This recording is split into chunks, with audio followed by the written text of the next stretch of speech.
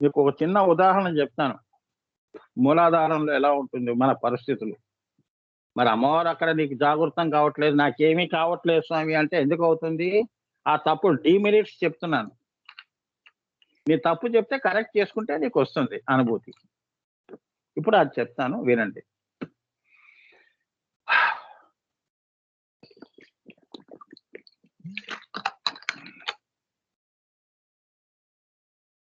నువ్వు గాలిపటం ఎగరేస్తున్నావనుకో, నువ్వెక్కడున్నావు అది లం. నీ చేతిలో ఉన్నవి దళములు, దారము, గాలిపటాలు ఇవన్నీ. నీ దృష్టి ఎక్కడుంది? లం బయట ఉన్నది ఆకాశం వైపు. గాలిపటాన్ని ఇంకా పైకి, ఇంకా పైకని నువ్వు వెళ్ళిపోతున్నావు కోరిక పెంచుకుంటూ. అవునా? ఇక్కడ సమయం అయిపోతోంది. సాయంత్రం అయిపోతోంది. అంటే నీ జీవితం అయిపోతోంది.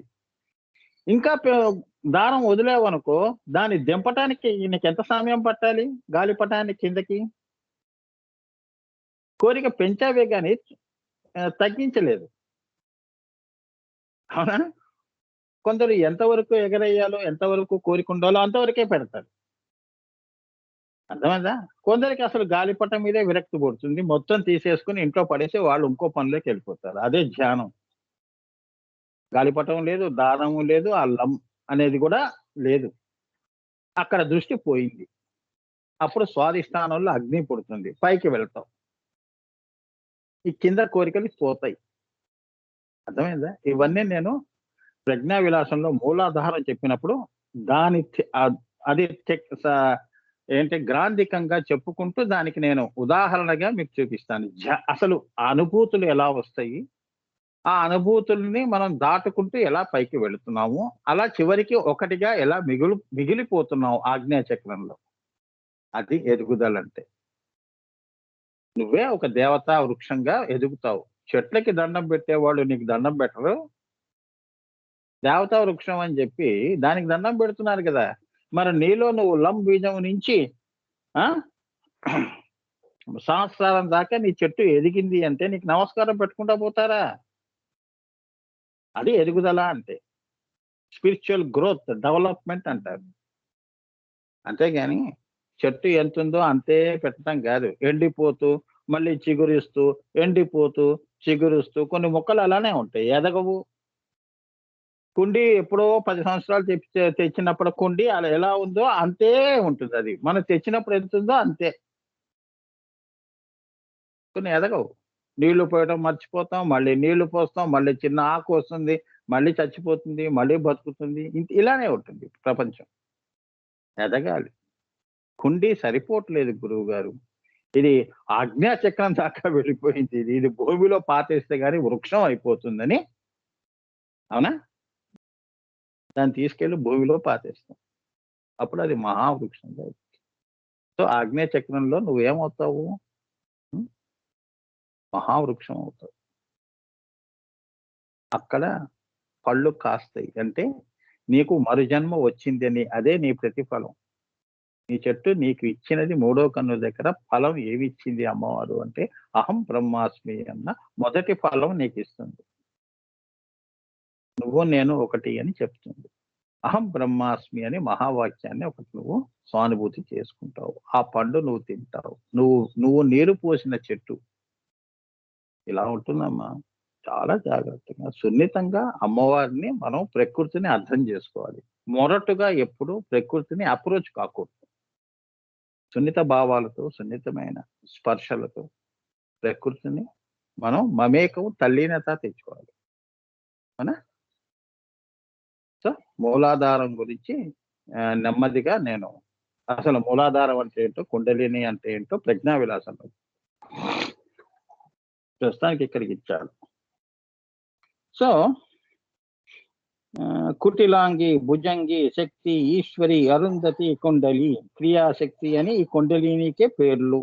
సో, మూలాధారస్థ యోని కందమనే మూలాధారస్థ యోని కందము.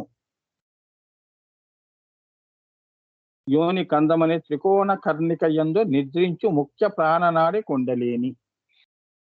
త్రికోణంలో అక్కడ ముఖ్య ప్రాణనాడి అంటే ఈశ్వర చైతన్యం అక్కడ నిద్రావస్థలో ఉంటుంది, సుప్తావస్థలో ఉంటుంది అని పడుకొని దాన్ని జాగృతం చేయటం. అంటే మనం ఎక్కడున్నాము? తోక దగ్గర ఉన్నాం. తోక నుంచి పూజ చేసుకుంటాం. అందుకని ఆంజనేయ స్వామి తోక పూజ కూడా ఉంది. తోక నుంచి పూజ చేస్తే ఆయన అప్పుడు నిన్ను చూస్తాడు. "ఏం చేస్తున్నావురా?" అంటే "తోకకి పూజ చేస్తున్నాను స్వామి" అని. "చాలే ఇటు ముందురా" అంటాడు. అదే అనుగ్రహం. మణిపురంలో కళ్ళు తెరిచి చూస్తాం అన్నమాట ఆంజనేయ స్వామిని. అర్థమైందా? సో, తోక పూజ లాంటివి ఇవన్నీ. అంటే మన తోక మనమే కత్తిరించుకోవాలి ధ్యానం, యోగంతో. అలా తోక పెంచటం గాదు. ఏమ్మా! పెంచావనుకో ఆ! ఆంజనేయ స్వామి తోక పెంచాడు అంటే రాక్షసులందరి తోకకే కదా నిప్పు పెట్టాడు. సో, ఏం చేశాడు తోక అది లోక కళ్యాణంగా లంకనే కాల్చింది. రాక్షసుల్ని చావబాదింది. అవునా? ఆయన సంకల్పం గొప్పది గదా! అవునా? అట్లా అన్నమాట. సో, తోక అంటే ఏంటంటే, మనం తోక చివరలో అమ్మవారొచ్చి సుప్తావస్థలో అంటే ఈ మానవ కోటి యొక్క ఈ భూతాకాశం చివరిదనమాట. అక్కడి వరకు ఈ పరాశూన్యంలో అ, ఆ, ఈ అన్నట్టనమాట. ఆ దగ్గర ఉన్నాం మనం. ఇప్పుడు ఈ, ఊ అలా 16 షోడశి వర్ణములు. ఔం, ఔం అని అక్కడ ఔం మూడో కన్ను. వర్ణాలు దాటటం. అదనమాట. ఇక్కడ 16 వర్ణాలు, 16 కళలు, 16 అదే షోడశి స్థితి. ఇవన్నీ కలిపితేనే అది. తోక, కాళ్ళు, ఆంజనేయ స్వామిని అన్నీ కలిపితే ఆంజనేయ స్వామి రూపం ఏంటో అదనమాట. ఆగ్నేయ చక్రం. అర్థమైందా? మనం ఎక్కడి నుంచి మొదలుపెట్టాం? తోక పూజ నుంచి మొదలుపెట్టాం. తర్వాత పాదుకా పూజ అంటాం. అవునా? ఇట్లా పూజలు ఆయనకి. మళ్ళీ ఆ శరీరం అంతా మళ్ళీ ఆహ్, లేపనాలు, ఆయనకి ఇష్టమైనవి అవి సమర్పించుకోవటం. అట్లా అట్లా వచ్చి మనం ఆయన ఆజ్ఞా చక్రం దగ్గరలో ఆయన్ని చేస్తూ చేస్తూ నీకు ఆయనేమిటి అనుగ్రహం అనేది ఆగ్నేయ చక్రం. ఆయన ముఖంలో పెట్టావనుకో నువ్వే ఆంజనేయ స్వామి అవుతావంటే ఆగ్నేయ చక్రం అవుతావని. నువ్వు నేను ఒకటే అని చూడటం. కళ్ళులో కళ్ళు పెట్టి చూస్తున్నావేమిటి అంటారే ఇదే. స్వస్వరూపంగా చూస్తావనమాట. నేనే అది, అదే నేను. అహం బ్రహ్మాస్మి అనేది నీకు అక్కడ అవి ఎలా వస్తాయి? అక్కడ నీ యొక్క భావన ఎలా ఉంటుంది? అక్కడ కాంతి ఎలా ఉంటుంది? అమ్మవారి దర్శనం ఎలా ఇస్తుంది? నీ రూపం ఎట్లా ఉంటుంది? ఇవన్నీ రహస్యాలుగా. ఇవన్నీ ప్రజ్ఞా విలాసం. అతి త్వరలో నేను కొత్త సంవత్సరం లోపల నేను మొదలు పెడతాను. ఆ మూలాధారం అంతా చెప్తాను. అసలు అమ్మవారు ఎలా ఉంటుంది? ఈ కుండలిని శక్తి గనక ఏదన్నా ఈ షట్‌చక్రాల్లో తేడాలు వస్తే ఎందుకు వస్తున్నాయి? ఈ జబ్బులు ఎందుకు వస్తున్నాయి? ఈ జబ్బుల్ని ఎలా దాన్ని మళ్ళీ మనంతట మనమే సెల్ఫ్ మెడికేషన్ ఎలా చేసుకోవచ్చు? రూపాయి ఖర్చు లేని వైద్యం. ఇది ఆయుర్వేదం. ఆకులు, అలములు తినమని చెప్పను. ఆయుర్వేదం అన్నమాట. సెల్ఫ్. హ్మ్. ఇప్పుడు ఎలా ఉంటుంది అంటే ఆయుర్వేదం. ఇప్పుడు కొన్ని జంతువులు చూడండి దెబ్బ తగిలితే ఏం చేస్తుంది? అది ఆ దెబ్బ దగ్గర నాకుతూ ఉంటుంది. దాని లాలాజలంలోనే దానికి అన్ని. అదే సిక్స్త్ సెన్స్. దాన్నెవరు తీసుకెళ్తారు డాక్టర్ దగ్గరికి పాపం? అది తగ్గించుకుంటుంది. అట్లా యోగులు, ఋషులు వీళ్ళేంటంటే వాళ్ళ శరీరాల్లో కూడా తాపము, చలి ఇటువంటివి వాళ్ళు చలి ప్రదేశం ఉన్నప్పుడు లోపల అగ్ని ఎలా పుట్టించాలో వాళ్ళకి తెలుసు. వెచ్చగా చేసుకుంటారు. మళ్ళా ఏమిటి దుప్పట్లు కప్పుకొని పడుకోరు. అర్థమైందా? ఇవన్నీ రహస్యాలున్నాయి నాన్న. ఇవన్నీ నేను చెప్తాను. అలానే ఆకలి వేయకుండా ఎలా? నా యొక్క ధ్యానం 10 రోజులు నిరాఘాటంగా జరగాలి అనుకున్నప్పుడు ఆకలి వేస్తుంది. మలమూత్ర విసర్జనలు వస్తాయి. అవన్నీ రాకుండా తినకపోతే రావు. మరి నేను రాకపోతే శోషొచ్చి నేను మూర్ఛపోతాను. మరి ఆకలి అనేది ఉండకూడదు గదా! దాని మంత్రం ఏమిటి? ఆ ఆకలి లేకుండా ఎలా చేసుకోవాలి? కొన్ని టెక్నిక్స్. అవి భవిష్యత్తులో గురువులు, అమ్మవారు చెప్పమంటే అవి చెప్తాను. సో షట్చక్రాలంటే ముందు షట్చక్ర పరిజ్ఞానం సంపాదించుకున్న తర్వాత అమ్మవారి కాంతి చక్రాల్లో, అకుల చక్రాల్లోకి వెళితే, ఇదంతా తెలుసుకుని వెళితే అప్పుడు ఏమ్మా ఆ ఆనందం వేరు. ఏమీ తెలియకుండా ఎప్పుడు బయలుదేరొద్దు. ఆరంభ శూరత్వం చేసుకోవద్దు. అమ్మా సినిమా చూసి చెల్లెల మీద ఒక్కరోజు ప్రేమ కాదు. మళ్ళీ రెండో రోజు చెల్లెల్ని కొట్టటం, తిట్టటం. ఆరంభ శూరత్వం. ఆ సినిమా చూడంగానే ఆ రోజంతా చెల్లాయికే సేవ చేస్తూ ఉంటాడు. అవునా? సినిమా ప్రభావాలన్నమాట ఇవన్నీ. సో ఇక్కడ త్రికోణ కర్ణిక యందు నిద్రించు ముఖ్య ప్రాణనాడి కుండలిని. సో ఇది శుద్ధ సత్వ పంచ కళాత్మక. శుద్ధ సత్వ శుద్ధంగా ఉంటుంది. పంచ కళాత్మక యోగామాయ పరంజ్యోతి అంటారు. పంచ కళలు ఏమిటి ఇందులో? ఆమె 5 గుణములతో అక్కడ శుద్ధ సత్వముగా పడి ఉన్నది అని. కులయోష గొప్ప స్థితి. కులయోష ఆమె.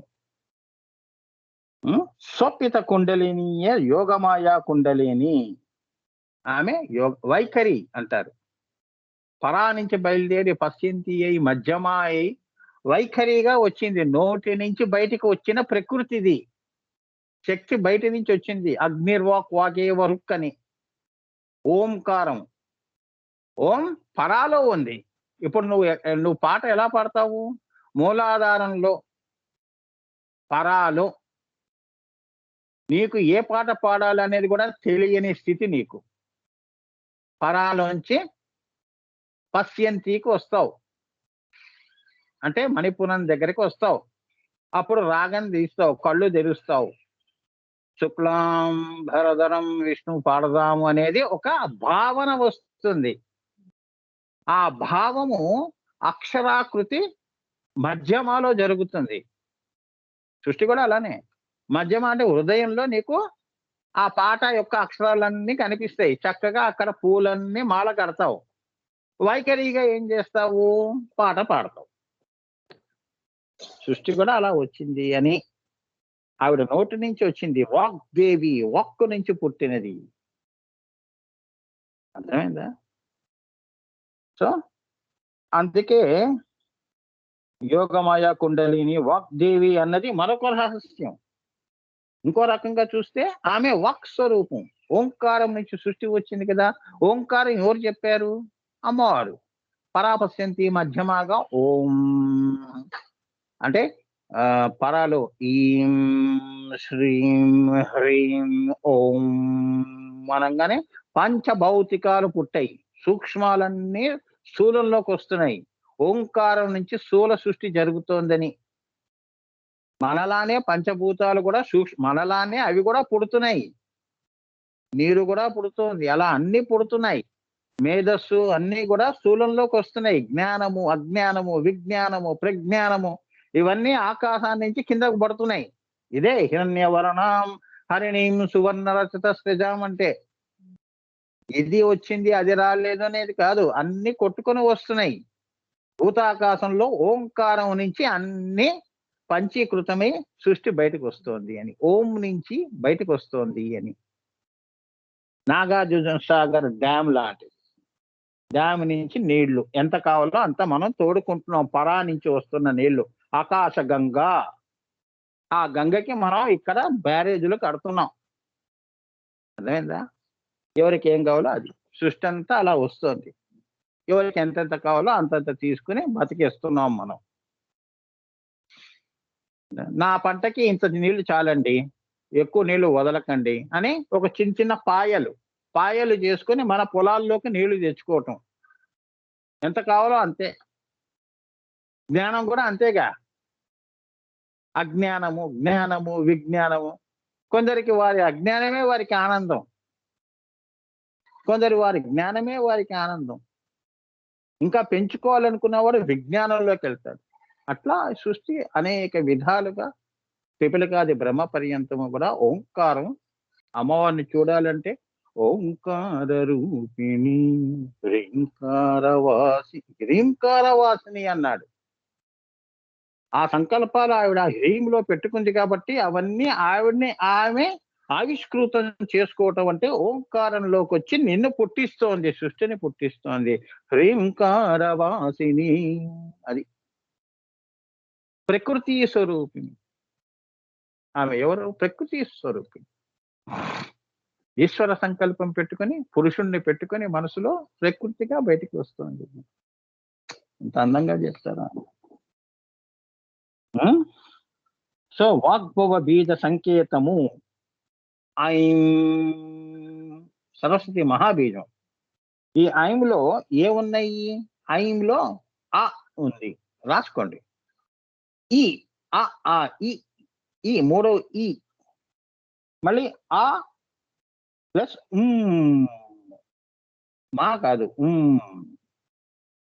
సో ఐం అన్నది దేవనాగరిలో సార్ధ త్రివలయ సంజ్ఞ.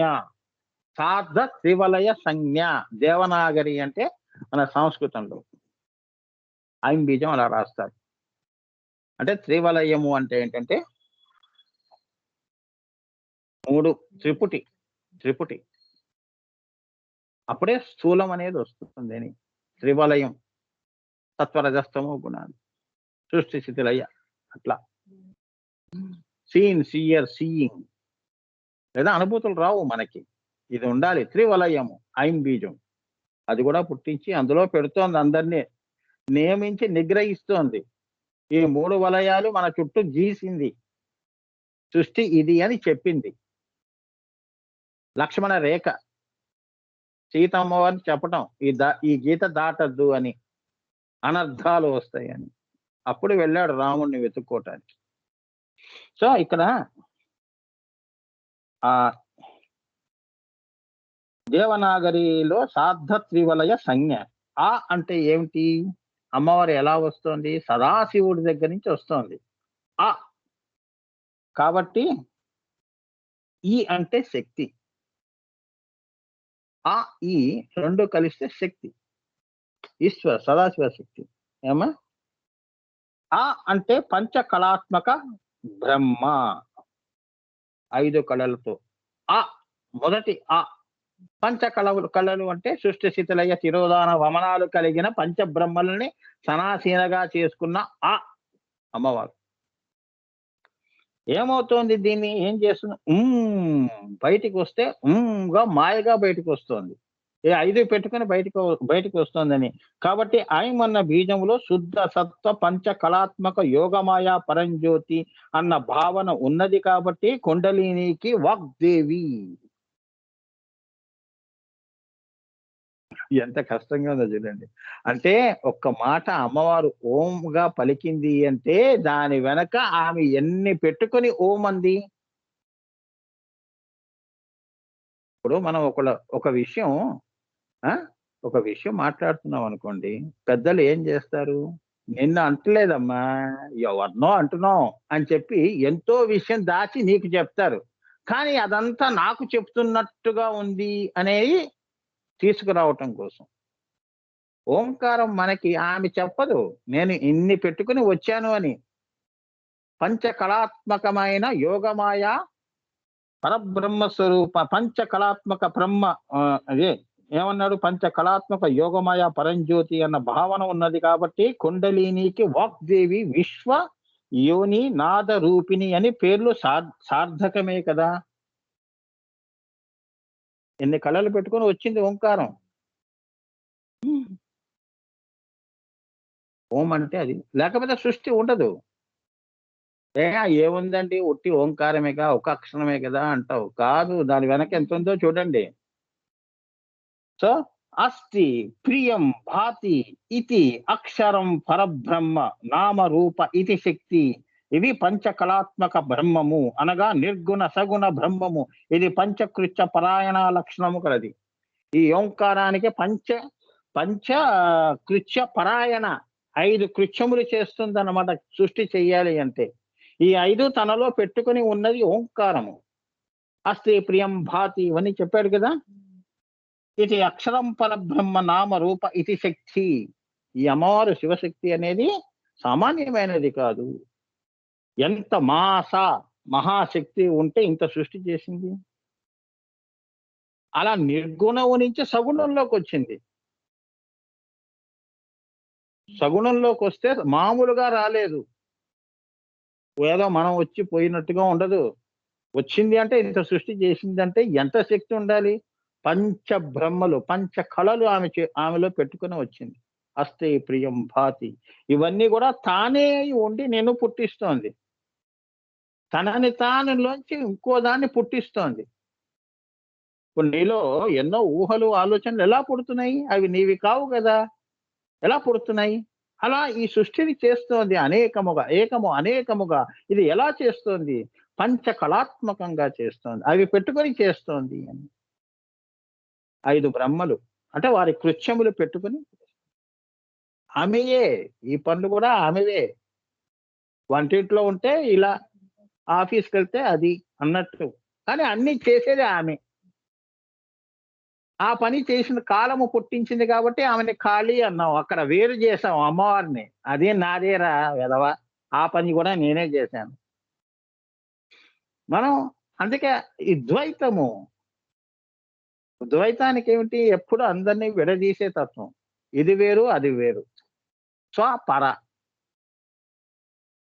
ఓంకారం అందుకని ఓంకార ధ్యానం చేస్తే ఏకత్వం అనేది వస్తుందిరా. అద్వైత స్థితి వస్తుంది. ఓంకారం చేయండి అని ముందుకు చెప్తారు. అమ్మా చూసారా సృష్టి ఎలా వస్తుందో? అమ్మవారు ఎన్ని పెట్టుకొని వస్తుందో. కుండలిని అంటే ఏంటో చూడండి. సో ఇది పంచకృత్య పరాయణ లక్షణము కలది. ఏమ్మా? మూడవది సార్థ. సార్థకం చేయటం అన్నమాట. స పరార్థ అంటే హకార స్వరూపిణి స. సో తర్వాత పరముగా వచ్చేది హ. కాబట్టి హకార స్వరూపిణి. ఏమర్థమైంది? గురుగారు ఎంత కష్టంగా చెప్పారు. ఏమంటున్నాడంటే స పరార్థ. సాకి అమ్మవారికి, అయ్యవారికి వేరు వేరు కాదు. స పదార్థం ఒకటే పదార్థం నుంచి 2 వస్తున్నాయి అని. అంటే స పదార్థ అంటే ఏంటంటే హకార స్వరూపిణి అని. బిందువులో ఆయన సంకల్పం పెట్టుకొని బయటికి వస్తోంది అంటే ముందు ఆకాశాలు హాగా వస్తోంది అని. హకార స్వరూపిణి అంటారు. హ్రీంకార. అందుకే అమ్మవారికి హ్రీం బీజం అంటే అంత ఇష్టం. ఓం హ్రీం ఓం అంటే ఆమెకి ఇష్టం. ఏమ్మా? సో హకార స్వరూపిణి. త్రివలయములు అంటే హకార స్వరూపిణి అనటం చేత ఆమె స అన్న ఈశ్వరునితో కలిసి హంస కూడా అవుతుంది. అంటే ముఖ్య ప్రాణం అవుతుంది. స అన్న శివునితో కలిసినప్పుడు ఏమైంది? హంస. హంస సోహం సోహం హంస. ముఖ్య ప్రాణం అంటే ఆమె ప్రాణం కొట్టుకుంటోంది అని. సాతో కలిసినప్పుడు హంస అయింది అంటే ముఖ్య ప్రాణం అయిందని. ఇక ఈ ప్రాణం కిందకి వచ్చినప్పుడు మనందరి ప్రాణాలు కావాలి, మనందరినీ పుట్టించాలని. ముందు ఆమెకు ప్రాణం ఉండాలిగా, ముఖ్య ప్రాణం రావాలిగా. అదేనమాట. ఎంత కష్టం వచ్చిందని. సో అది త్రివలయములు అంటే 3 వలయాల్లో అంటే హకార స్వరూపిణి అనడం చేత ఆమె స అన్న ఈశ్వరునితో కలిసి హంస కూడా అవుతుంది. శివుడితో కలిస్తేనే ముఖ్య ప్రాణం అవుతోంది. వారిద్దరూ ముఖ్య ప్రాణంగా వస్తున్నారు.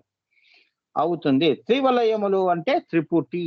దేన్ని సృష్టించటానికి? సత్వరజస్తమో గుణాలు. బ్రహ్మ సృష్టి స్థితి లయ మహాత్రిపుర సుందరి స్వరూపము నుంచి త్రివలయములుగా త్రిపుటి, త్రిపుర, త్రికోణ, త్రినేత్ర, త్రిపదములు ఇత్యాది. ఇది అర్ధనారీశ్వర తత్వం. ఈ అర్ధనారీశ్వరం నుంచి ఈ త్రిపుటి అనేది, ఈ సృష్టి అనేది వచ్చింది అని. ఇది సార్థ అంటే సార్థక్యం అయిందని.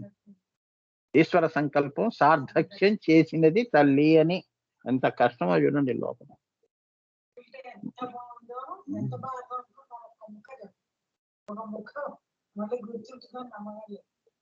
అంటే అలా వచ్చి ఇది సువాసనలుగా ఇది ఎగిరిపోని గంధం ఏమ్మా అలా వాసనగా వచ్చి వెళ్ళిపోతుంది అమ్మవారు. ఇంకా మళ్ళీ ఇది మీకు ఇంకా ఏ జన్మలో కూడా గుర్తుండదు. సో అలా వచ్చి అలా వెళ్ళిపోతుందంటే ఈ జన్మలో ఈ సువాసన అంటే సుగంధ పరిమళాలన్నమాట. ఇంకా మళ్ళీ నువ్వు ఇంకే జన్మలోనో అర్థమైందా మీ అందరికీ చెప్తాను. ఆ తల్లి మంత్రాధీనాంతు దైవతం కాబట్టి ఆ సువాసన అలా వచ్చి తగిలి వెళ్ళిపోతుంది. అంటే ఆశీర్వదించి వెళ్తుంది అని. ఇంకా మళ్ళీ ఏ జన్మలోనో ఇంకా ఉందో ఎక్కడ ఉంటామో ఏ గురువులు ఉంటారో మనకి తెలియదు. So you are all blessed. అమ్మవారు చూసుకుంటుంది. మన చేతిలో లేదుగా అమ్మవారు. గురువులు వారి దగ్గరే ఉంటాం.